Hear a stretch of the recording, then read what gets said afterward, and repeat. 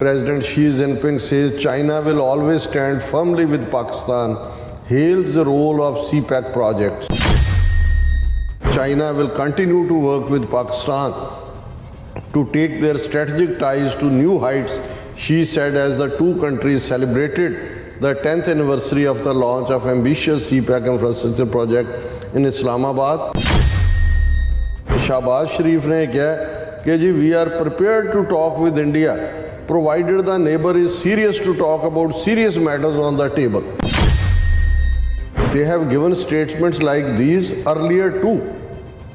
More to please the international community and build their global image. कि पाकिस्तानी अपना global image बनाने लिए इदां दे बयान दिंदे ने. This time it appears more to please the IMF and the World Bank. उन्होंने कहा जी ये IMF से World Bank को खुश कर रहे हैं. If they want to improve relations, mere talks won't help. They will have to take action on the borders because massive infiltration is going on and massive influx of drugs is also happening.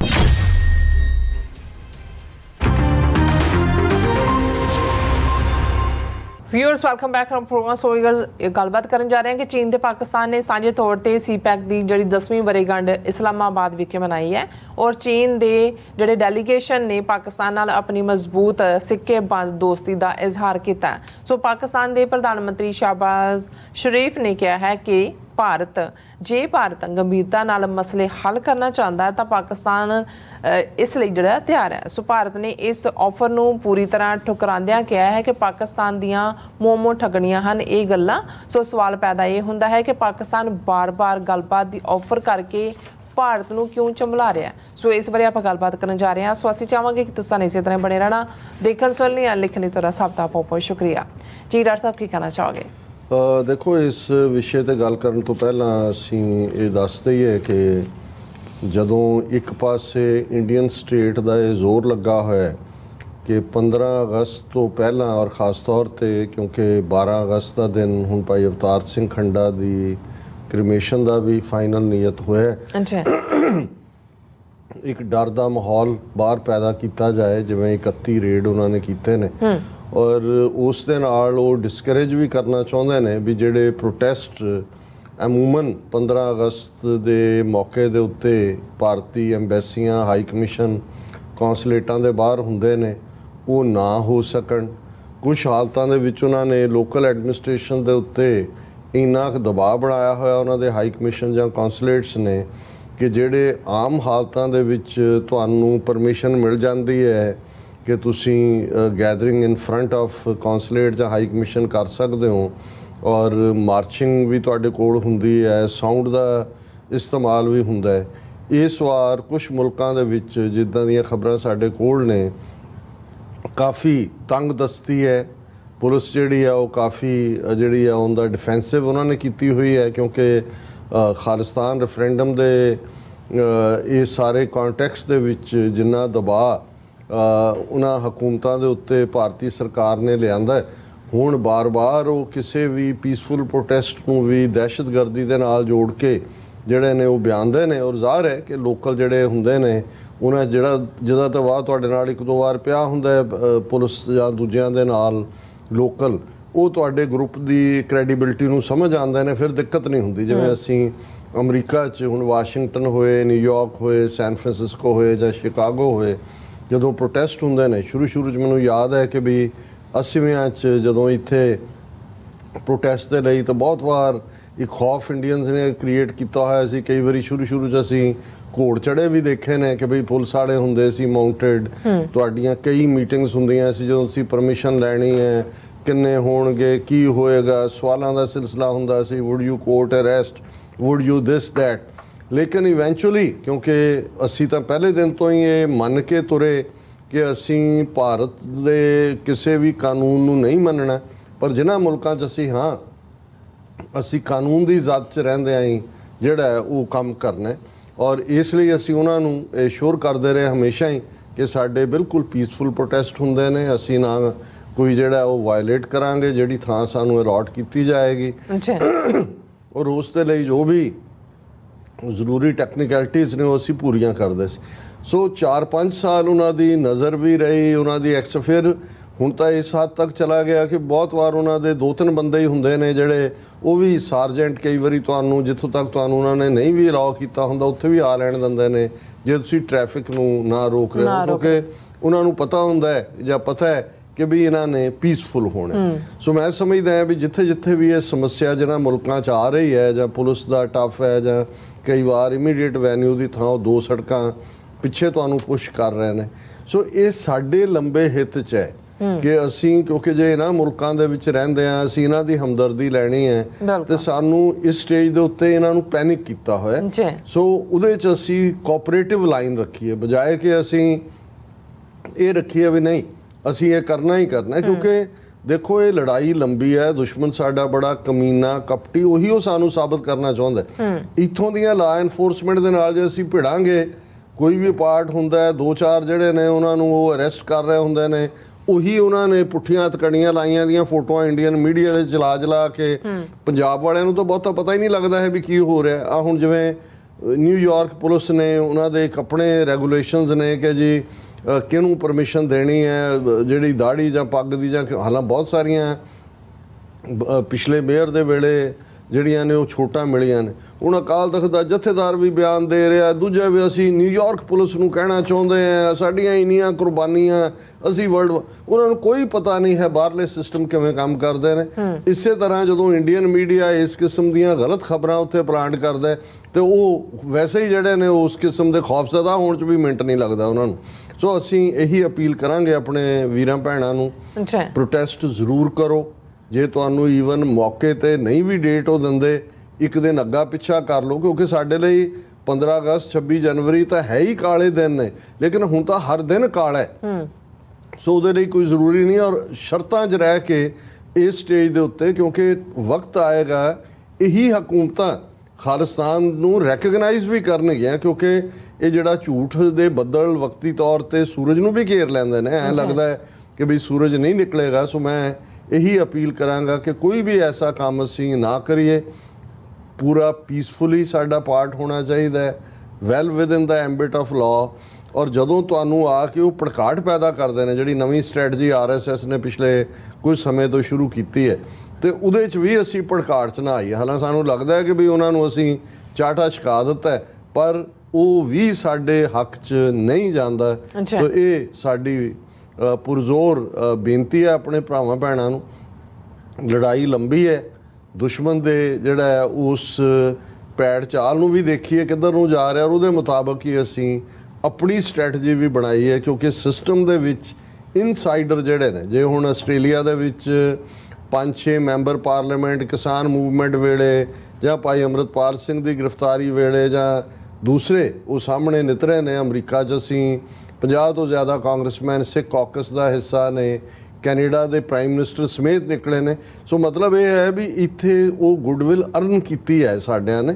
ਸੋ ਇਹ ਸਾਡੀ ਬੇਨਤੀ ਹੈ। ਹੁਣ ਗੱਲ ਪਾਕਿਸਤਾਨ ਦੀ ਕਰੀਏ।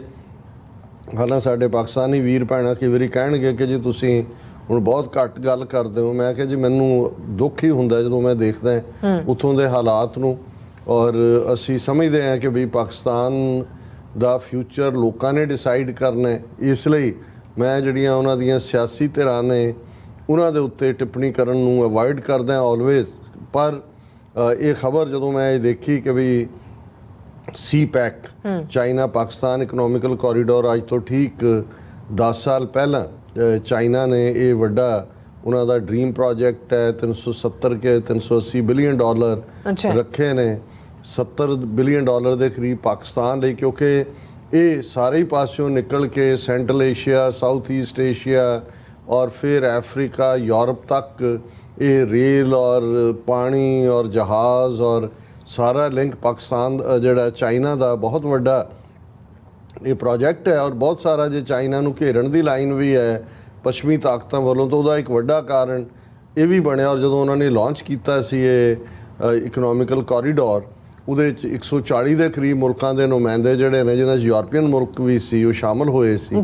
ਔਰ ਪਾਕਿਸਤਾਨ ਕਰੂਸ਼ਲ ਹੈ, ਕਿਉਂਕਿ ਜਦੋਂ ਅਸੀਂ ਸਿੰਗਕਿਆਂਗ ਤੋਂ ਗਵਾਦਰ ਪੋਰਟ ਦੇਖਦੇ ਹਾਂ, ਕਿਉਂਕਿ ਚਾਈਨਾ ਦੇ ਨਿਕਲਦੇ ਹਾਂ, ਉੱਥੋਂ ਹੀ ਅੱਗੇ ਜਿਹੜੇ ਸੈਂਟਰਲ ਏਸ਼ੀਆ ਦੇ ਰਿਪਬਲਿਕਸ ਤੱਕ ਥਾਂ ਜਾਂਦੀ ਹੈ।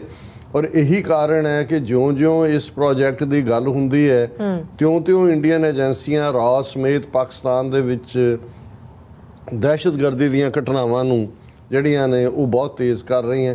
ਹੁਣ ਉਸੇ ਹੀ ਜਿਹੜਾ ਇਹ ਚਾਈਨਾ ਪਾਕਿਸਤਾਨ ਇਕਨੋਮਿਕਲ ਕੋਰੀਡੋਰ ਦੀ 10ਵੀਂ ਐਨੀਵਰਸਰੀ ਦੇ ਮੌਕੇ ਇਸਲਾਮਾਬਾਦ ਦੇ ਵਿੱਚ ਚਾਈਨਾ ਦੇ ਡਿਪਟੀ ਪ੍ਰੀਮੀਅਰ ਜਿਹੜੇ ਨੇ ਉਹ ਡੈਲੀਗੇਸ਼ਨ ਲੈ ਕੇ ਆਏ ਹੋਏ ਸੀ। ਸ਼ੀ ਜਿਨਪਿੰਗ ਦਾ ਖਾਸ ਮੈਸੇਜ ਸੀ ਔਰ ਉਸ ਤੋਂ ਠੀਕ ਇੱਕ ਦਿਨ ਪਹਿਲਾਂ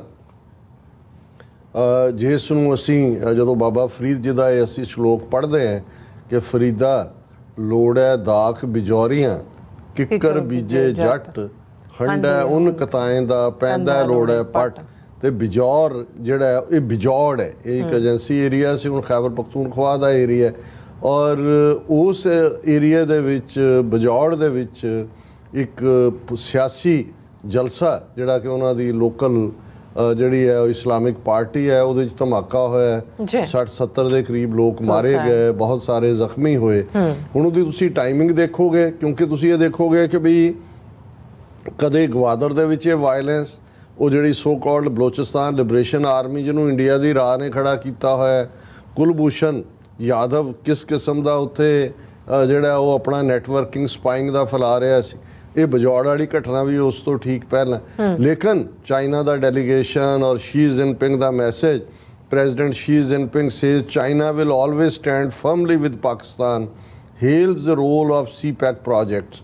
ਉਹਨਾਂ ਨੇ ਕਿਹਾ ਜੀ ਅਸੀਂ ਜਿਹੜਾ ਹੈ ਉਹ ਪੱਕੇ ਤੌਰ ਤੇ ਪਾਕਿਸਤਾਨ ਦੇ ਨਾਲ ਖਲੋਤੇ हैं, ਸਾਡੀ ਆਲ ਵੈਦਰ ਫਰੈਂਡਸ਼ਿਪ ਹੈ ਔਰ China will continue to work with Pakistan to take their strategic ties to new heights, she said, as the two countries celebrated the 10th anniversary of the launch of ambitious CPEC infrastructure project in Islamabad।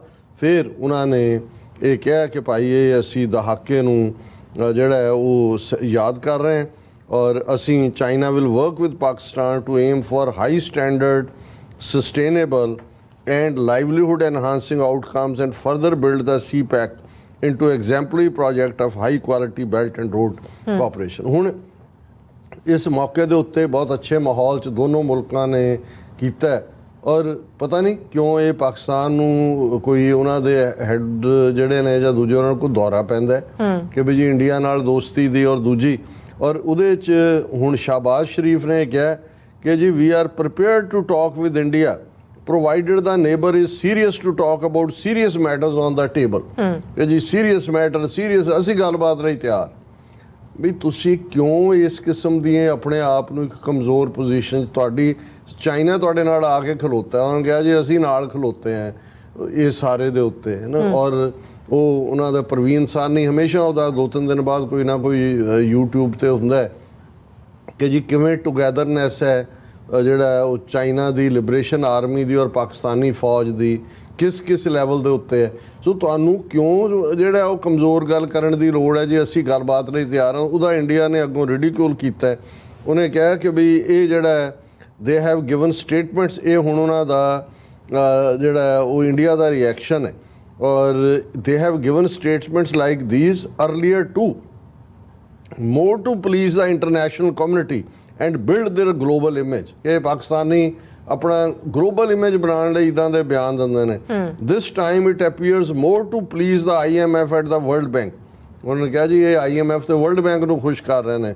if they want to improve relations, mere talks won't help, they will have to take action on the borders because massive infiltration is going on and massive influx of drugs is also happening। ਕਿ ਤੁਸੀਂ ਪਹਿਲਾਂ ਬਾਰਡਰਾਂ 'ਤੇ drug ਭੇਜਣੀ ਬੰਦ ਕਰੋ, ਦਹਿਸ਼ਤਗਰਦੀ ਬੰਦ ਕਰੋ। ਸੋ ਮੈਂ ਸਮਝਦਾ ਵੀ ਇਹਨੂੰ ਕਹਿੰਦੇ ਨੇ ਆ ਬੈਲ ਮੁਝੇ ਮਾਰ। ਬਿਲਕੁਲ ਕਿ ਵੀ ਇੱਕ ਪਾਸੇ ਚਾਈਨਾ ਦਾ ਹਾਈ ਲੈਵਲ ਡੈਲੀਗੇਸ਼ਨ 3 ਦਿਨ ਦੀ ਵਿਜ਼ਿਟ ਦੇ ਉੱਤੇ ਇਸਲਾਮਾਬਾਦ, ਉਹ ਮੈਸੇਜ ਤਾਂ ਚਾਈਨਾ ਵੀ ਇੰਡੀਆ ਨੂੰ ਹੀ ਦੇਣ ਆਇਆ ਕਿ ਵੀ ਖਬਰਦਾਰ ਤੁਸੀਂ ਇਹ ਸਮਝਿਆ ਕਿ ਵੀ ਪਾਕਿਸਤਾਨ ਕੱਲ੍ਹ ਹੈ, ਪਰ ਇਹ ਆਪਣੇ ਆਪ ਨੂੰ ਜਿਹੜਾ ਹੈ ਉਹ ਇੰਨਾ ਹੀਣਾ ਮਹਿਸੂਸ ਕਰਦੇ ਨੇ ਪਤਾ ਨਹੀਂ ਕਿ ਵੀ ਇਹ ਜਿਹੜਾ ਇੰਡੀਆ ਨੂੰ ਮੌਕਾ ਮਿਲਿਆ। ਚਾਈਨਾ ਨੇ ਤਾਂ ਕੁਝ ਕਹਿ ਨਹੀਂ ਸਕਦਾ। ਉਹਨਾਂ ਨੇ ਕਿਹਾ ਵੀ ਉਹੀ ਜਿਹੜਾ ਉਹਨੂੰ ਗਰੀਬ ਨੂੰ ਹੀ ਕੁੱਟੋ, ਬਾਕੀ ਨੂੰ ਤਾਂ ਉਹਦੇ ਵੱਲ ਕੀ ਉਹਨਾਂ ਨੇ ਦੇਖਣਾ। ਜੀ ਡਾਕਟਰ ਸਾਹਿਬ ਤੁਹਾਡਾ ਬਹੁਤ ਬਹੁਤ ਸ਼ੁਕਰੀਆ। ਸਵਾਥ ਬ੍ਰੇਕ ਵਿਊਅਰਸ ਤੁਸੀਂ ਕਿਤੇ ਨਹੀਂ ਜਾਣਾ, ਮਿਲਦੇ ਆਫਟਰ ਦਿਸ ਸ਼ਾਰਟ ਬ੍ਰੇਕ।